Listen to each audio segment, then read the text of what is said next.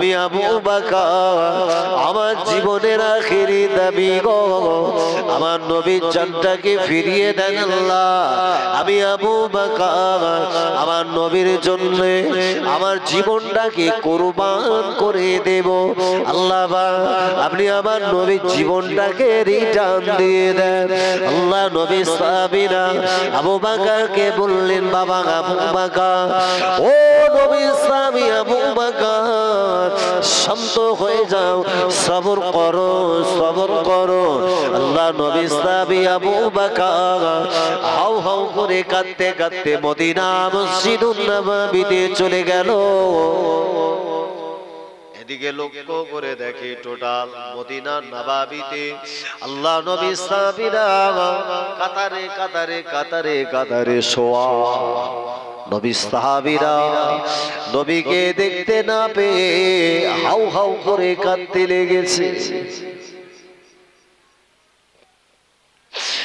আল্লাহ নবী বিশ্ব নবীর অপর একজন সাহাবা ইসলাম জাগানে আল্লাহ নবী জাগে জীবদ্দশাতে আবার নবী জাগে ইসলামের মুয়াজ্জিন বানিয়েছিলেন ওই হাবশী বেলাল আস্তে আস্তে কদমটা বাড়িয়ে বাড়িয়ে বাড়িয়ে বাড়িয়ে আল্লাহ নবীর দিকে এগিয়ে আসতে লেগেছে আল্লাহ নবীকে যেখানে বিশ্ব নবীকে শোয়ানো হযরতে হাবশী বেলাল আমার নবীর নিকটে এসে আল্লাহ নবীকে বলতে লাগে ইয়া রাসূলুল্লাহ হুজুর একটা বার কি জবান খুলবেন না হুজুর আপনি একটা বার আপনার জবান দিয়ে কি বেলাল বলে ডাকবেন না আপনার জবানের আওয়াজ আমি বেলাল শুনতে বড় ভালো লাগে আল্লাহ নবী সাহাবী হাবশী বেলাল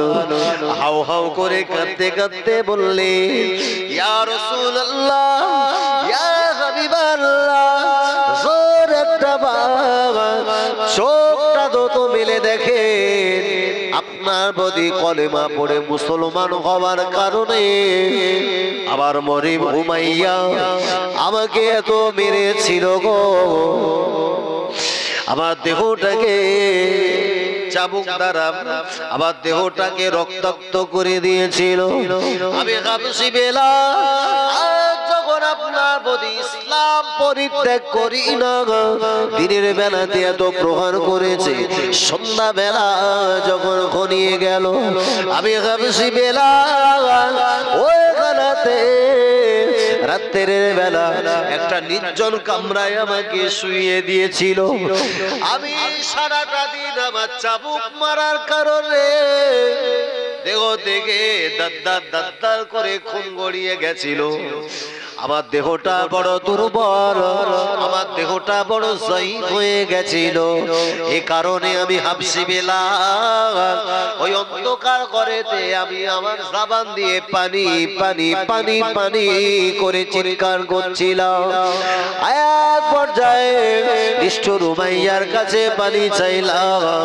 নিষ্ঠুর উমাইয়া আমাকে পানি দেয় না আমাকে ডেকে বলেছিল এ বাবা বেলাল কলেমা যদি ছেড়ে দাও তোমাকে পানি দেওয়া হবে তোমাকে দাসত্ব থেকে মুক্ত করে দেওয়া হবে অনেক টাকা পয়সা মালিক বানানো হবে শুধু একটা বার বলো লাত মানাত হবল উজদা এই জাতীয় দেবদেবী ওরা হলো আমার উপাস্য হাবশী বেলাল ওই অন্ধকার ঘুটঘুটে ঘরেতে পরিষ্কার বলে দিয়েছিল এ নিষ্ঠুর উমাইয়া শুনে রাখো পানি যদি আমাকে না দেওয়া হয় তথাপিও আমি হাবশী বেলাল জানিয়ে দিলাম জীবন কুরবান করতে পারি তথাপিও ইসলাম কোনদিনের জন্য পরিত্যাগ করব না যদি হয় না আমার পানি আটকাবে আমি হাবশী বেলাল আমার পানির জন্য বিন্দুমাত্র কষ্ট বোধ করি না আবার খাদ্য বন্ধ করে দিয়েছো, তাতেও কিছু আমার আসে যায় না। সকালবেলা হাফসি বেলালকে ওই অন্ধকার ঘর থেকে টেনে বের করে নিষ্ঠুর উমাইয়া লক্ষ্য করে দেখছে হাফসি বেলাল আর দাঁড়ানোর ক্ষমতাটা নাই, দাঁড়াতে পারছে না। দেহর এমন কোন জায়গা নেই যেই জায়গাতে নিষ্ঠুর উমাইয়া চাবুক মারে না। টোটাল দেহ ডোরা কাটা দাগ হয়ে গেল। আহা, জবান দিয়ে তথাপিও আল্লাহর একত্ববাদের স্বীকারোক্তি দিতে লেগেছেন। একবার জোরে বলে। হাফসি বেলাল রাদিয়াল্লাহু আনহু জবান কোনোভাবে নিষ্ঠুর উমাইয়া বন্ধ করতে পারে।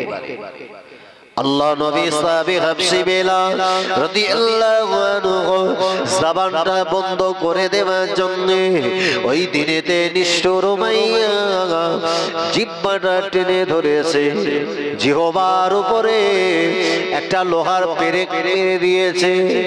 হাফসি বেলাল আর জবান নাড়াতে পারে না, আর কথা বলতে পারে না, এত কান্না কাঁদে নুনাসারি করে।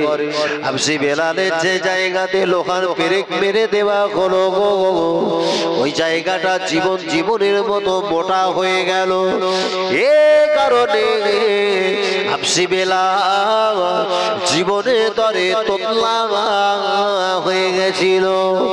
ও জওয়ানেরা, যুবকেরা, আল্লাহ নবী সাহাবী হাফসি বেলাল রাদিয়াল্লাহু আনহু আল্লাহ নবীর পাশে দাঁড়িয়ে আমার নবীকে বললেন, ইয়া রাসূলুল্লাহ, ইয়া হাবিবাল্লাহ, আপনি চলে যাবেন, আপনি আমাদেরকে একা ফেলে চলে যাবেন না, আপনার বিরহ সহ্য করতে পারবো না। আল্লাহ নবী সাহাবীরা কাঁদতে কাঁদতে আমার নবীকে জীবনের মতো কবরস্থ করবেন। ওই কবরের ভিতরে আল্লাহ নবী সাহাবী হযরত আবু বকর রাদিয়াল্লাহু আনহু নেমে গেল। আবু বকর সিদ্দিক আমার নবীকে কবরে শোয়ালে। ওই কবর থেকে উঠে আসবার সময় আবু বকর মনে মনে করলেন, গো আমার নবী বোধহয় আবু বকর থেকে আলাদা হয়ে গেল, জীবনে আর কোনদিন আল্লাহ নবীর সঙ্গে থাকতে পারবো না। আমার নবী থাকবে কবরে, আমি আবু বকর আমি থাকবো কবরে। না না গো, আল্লাহ নবী সাহাবী হাফসি বেলাল উপরে দাঁড়িয়ে ওই আবু বকর জীবনে একটা বার আখিরি ডাক জবান দিয়ে শুধু বললেন, ইয়া রাসূলুল্লাহ, আখিরি বিদায়, আর দেখা হবে না, আলবিদা আলবিদা আলবিদা। আল্লাহ নবীকে কবরস্থ করা হলো, আল্লাহ নবীকে দাফন করা হলো। ও জওয়ানেরা, এক পর্যায়ে দেখা যায় আল্লাহ নবী সাহাবীরা অশ্রুসিক্ত নয়নে বেদনা ভরা মন নিয়ে আমার নবীকে জনমের মতো দাফন করে দিল গো। ওই অবস্থাতে আল্লাহ নবী সাহাবীরা সবাই যে যার মতো ঘরে প্রবেশ করেছে, আমার নবীকে কবরে শোয়ানো রয়েছে। রাত্র যখন ঘনিয়ে গেল, টোটাল মদিনার জমিনে একটা যেন মৃদু কান্নার হাহাকার শুরু হয়ে গেছে। রাত্রের বেলা নবী সাহাবীরা ঘুমাতে গেছে, কিন্তু না না, আমার নবীর বিরহে রাত্রের বেলা আর কারোর ঘুম আসে না, নবী সাহাবীরা ঘুমাতে পারে না। আল্লাহ নবী সাহাবীরা এত কান্না কাঁদে। আবু বকর ঘুমাতে গেলে ঘুমাতে গিয়ে ঘুম আসে না। ওই আবু বকর উঠে গেছে, গলি গোলা একা একা ঘুরতে লেগেছে। ওই আবু বকর লক্ষ্য করে দেখে, আহারে কি যেন মদিনার জমিনে একটা মানুষ যেন একাকিত্বে ঘুরে বেড়াচ্ছে। আবু বকরের অন্তরে কৌতূহল হলো, এই মানুষটা কেন এই রাত্রের বেলা একা একা ঘুরে? ওনার কাছে একটা নির্দিষ্ট সামানপত্রের ব্যাগ রয়েছে। আল্লাহ নবী সাহাবী আবু বকর রাদিয়াল্লাহু আনহু আস্তে আস্তে গুটি গুটি পায়ে কদমটা বাড়িয়ে বাড়িয়ে ওই মানুষটার নিকটে চলে গেল। লক্ষ্য করে দেখে এটা অন্য কোনো মানুষ নয়, এটা হলো হাবশী বেলাল রাদিয়াল্লাহু আনহু। আল্লাহ নবী জীবদ্দশাতে যাতে মদিনা মসজিদুন নববীর মুয়াজ্জিন বানিয়েছিলেন, ওই হাবশী বেলালকে অন্ধকারে দেখে হাবশী বেলালকে ডেকে বললেন, ও ভাই বেলাল, ভাই বেলাল কোথায় চলেছো গো বাবা?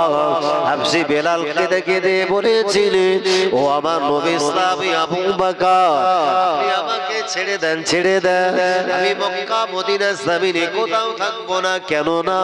এ মক্কা মদিনা জমিনে আমার নবী নাই, আমার নবী আছেন কবরে, আমি বেলাল থাকবো উপরে। টোটাল মক্কা মদিনা জমিনের সমস্ত মানুষগুলাও যদি দেখতে পায় আমি বেলাল আল্লাহ নবীকে যদি দেখতে না পায়, আমি বেলাল মদিনা জমিনে আমি আর থাকতে পারি না।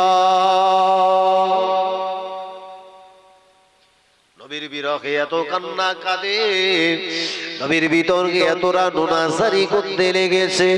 ওই রাত্রের বেলা হাবশী বেলাল মদিনা জমিন ছেড়ে দিয়ে পারস্যের উদ্দেশ্যে রওনা হলো। বাবাজি ওই পারস্যের উদ্দেশ্যে যাওয়ার পরে পারস্যের জমিনে কিছুদিন অবস্থান করবার পরে হঠাৎ করে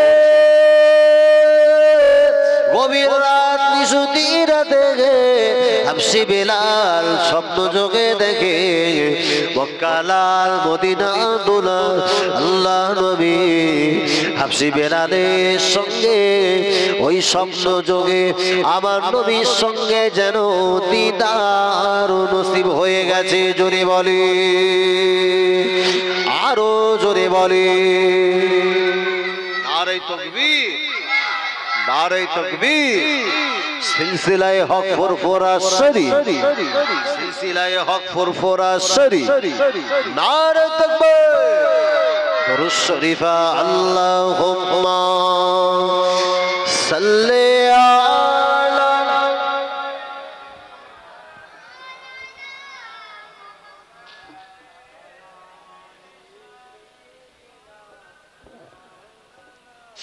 আল্লাহ নবী বিশ্ব নবী আখিরি জামানার নবী হাবিবুল্লাহ জনাবে মুহাম্মদুর রাসূলুল্লাহ সাল্লাল্লাহু আলাইহি ওয়াসাল্লাম।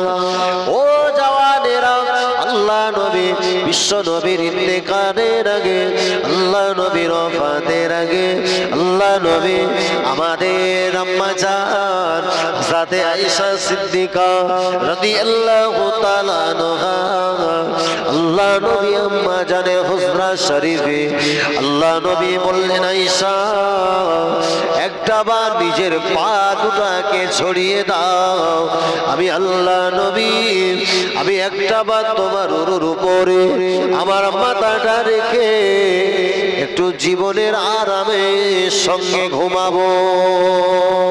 আল্লাহ নবীর বিবি আমাদের আম্মা জান হযরতে আয়েশা সিদ্দিকা রাদিয়াল্লাহু আনহা আল্লাহ নবীর জন্য উরুটা পেতে দিলে আল্লাহ নবী ওই উরুর উপরে মাথাটা রেখে আল্লাহ নবী বিশ্ব নবী আম্মা জানের চেহারার দিকে তাকিয়ে আল্লাহ নবী আমার নবীর দিকে তাকায়, আল্লাহ নবী আম্মা জানের দিকে তাকায়, আম্মা জান আমার নবীর দিকে তাকায়।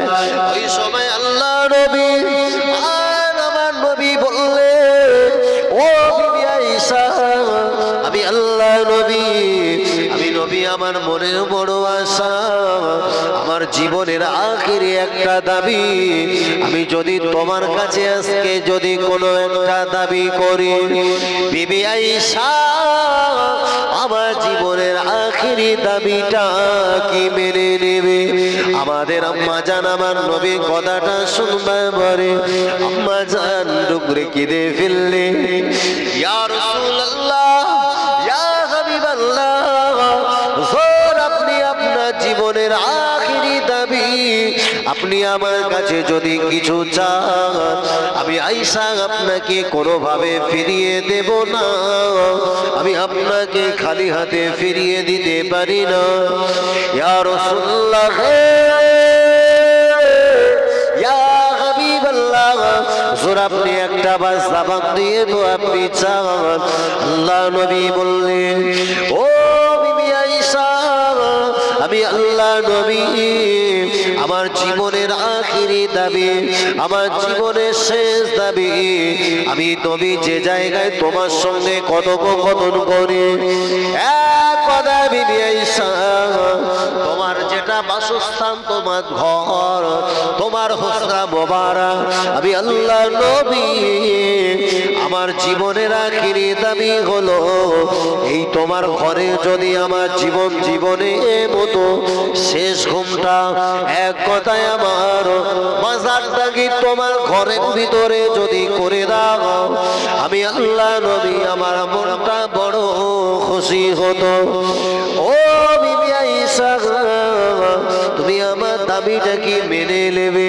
আমাদের আম্মা জান করে কেঁদে ফেললে।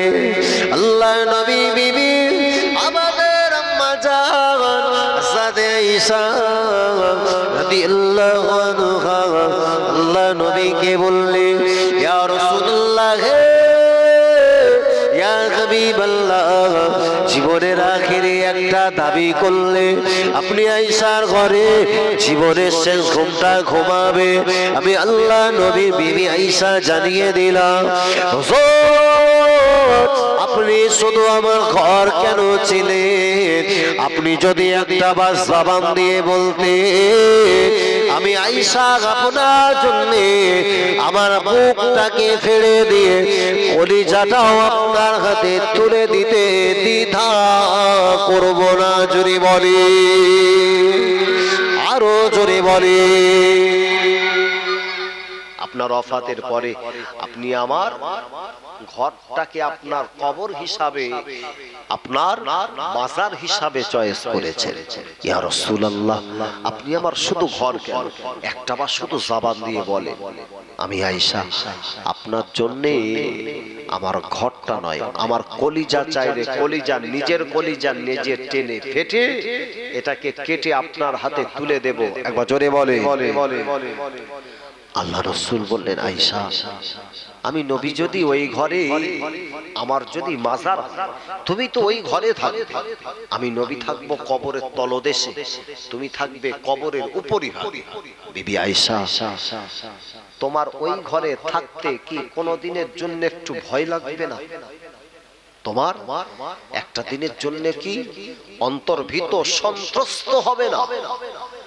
আল্লাহর নবীর বিবি আমাদের আম্মা জান বললেন, ইয়া রাসূলুল্লাহ, আপনি যদি আমার ঘরে ঘুমান, আমি আয়েশা আপনার জীবিত হালাতে আপনি আমার ঘরে থাকলে যতটা নিজেকে নিরাপত্তা বলে মনে করতাম, আপনি কবরে গেলেও ততটাই নিজেকে সুরক্ষিত মনে করব। একবার জোরে বলে।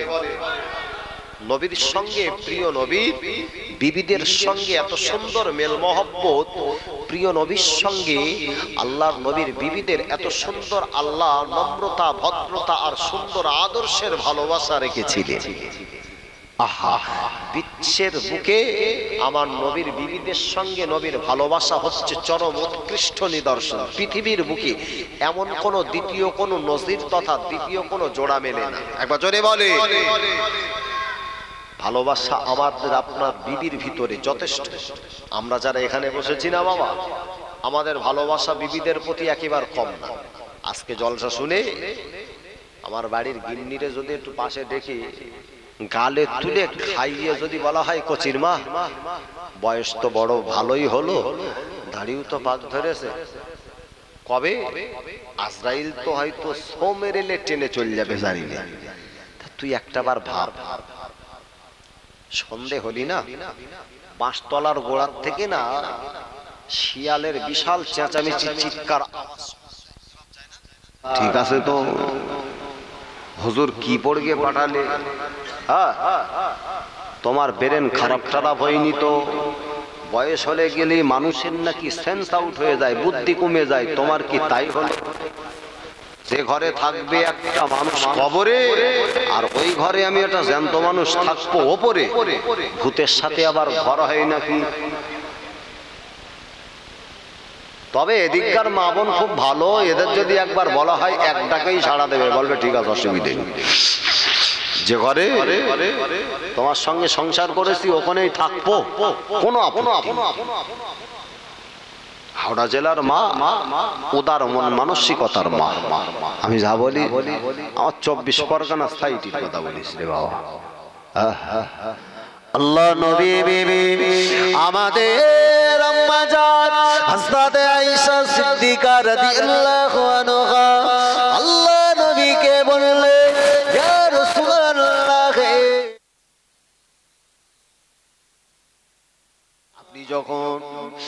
আপনি যখন সারাদিন বাড়ি থাকেন না, রাত্রের বেলা যখন ঘরে ফিরে, আপনি ঘরে ফেরবার পরেতে একটা বার যখন জবান দিয়ে আয়েশা বলে ডাকতেন, আপনার মুখের আওয়াজ, আপনার আয়েশা বলা আওয়াজ, আমি আয়েশা যখন আমার কানে পৌঁছে যেত, আমার মনে যত কষ্ট থাকুক না কেন, আমার মনে যত ব্যথা থাকুক না কেন, আপনার মুখের আওয়াজ শুনবার সাথে সাথে আমার কলিজাটা যেন ঠান্ডা হয়ে যেত।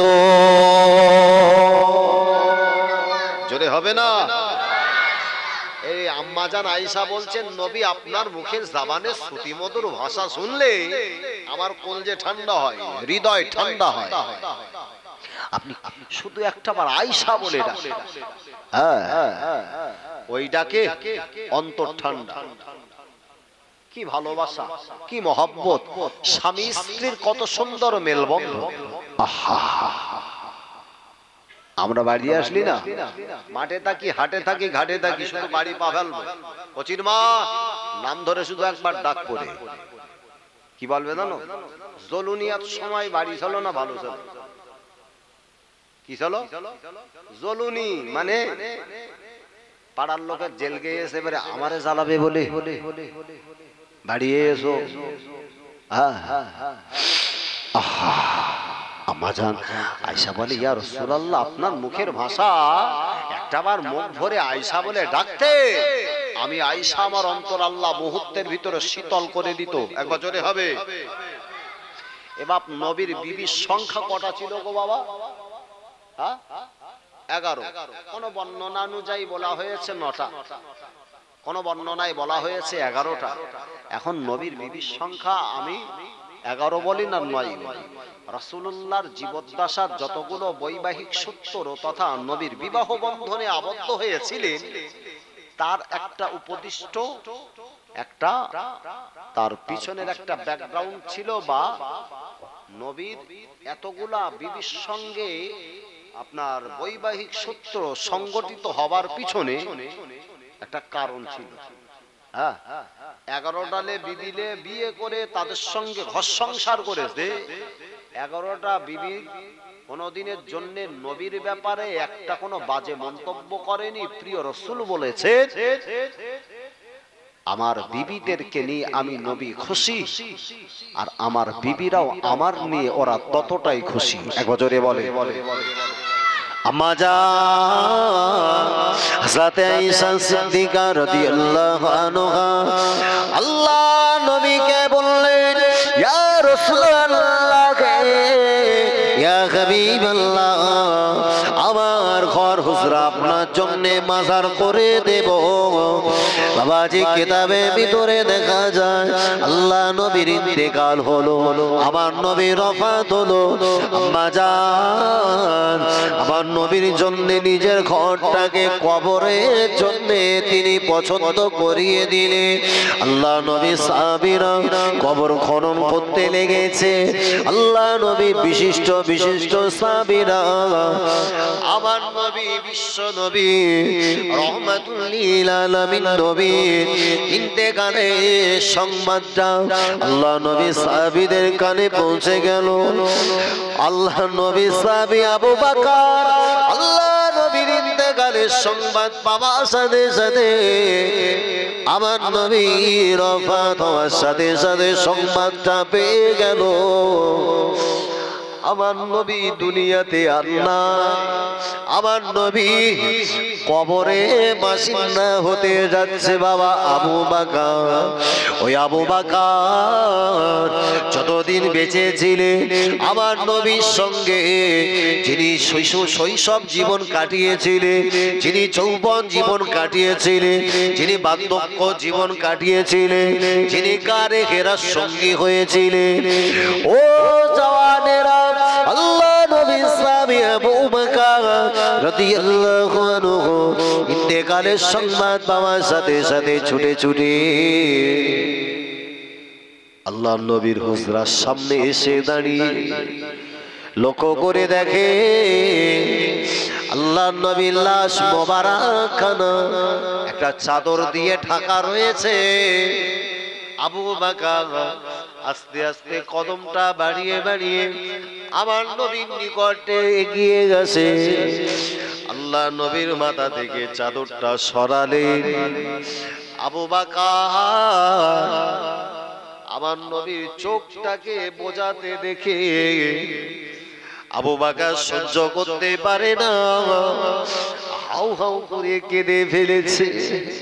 ওই আবু বকর একটা জবান দিয়ে বললে, ইয়া রাসূলুল্লাহ, ইয়া হাবিবাল্লাহ, আপনি আবু বকরকে ছেড়ে কবরে যাবেন না।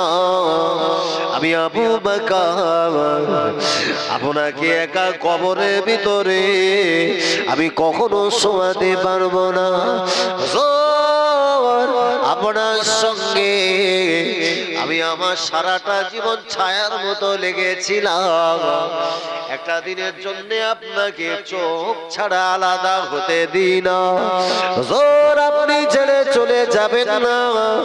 আবু বকর সিদ্দিক রাদিয়াল্লাহু আনহু কাঁদতে কাঁদতে দুখানা খালি হাত আল্লাহর দরবারে তুলে বলে, ইয়া রাসূল নামো পিয়া আরশে বারো হক নে পুকারা, সচ पैगंबर है हमारा या नबी।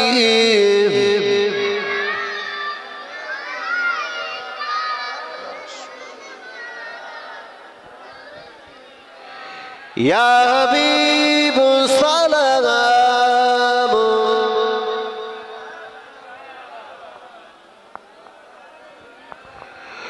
उड़िल अल्लाह आरो बानी पोहालो दुखे रज হইল জগৎ নুরানি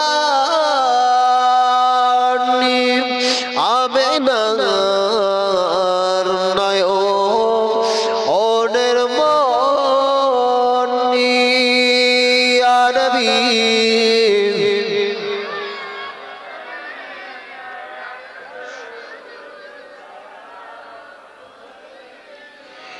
ইয়া হাবিব সালাম,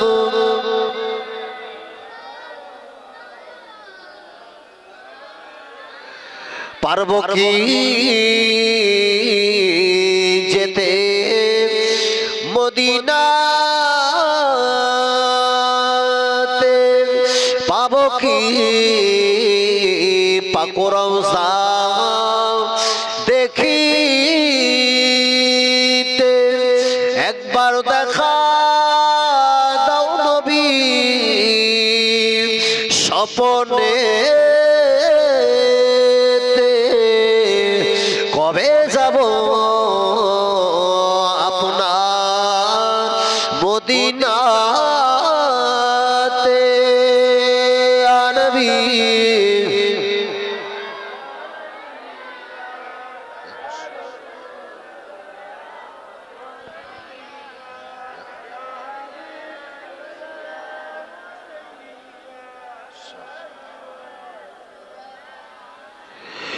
কঠিন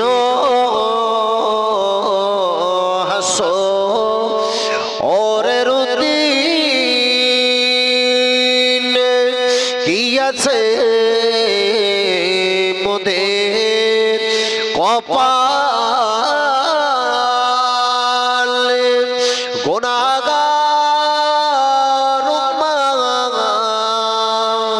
দিব লইবে না অনকরে আনবী সালাম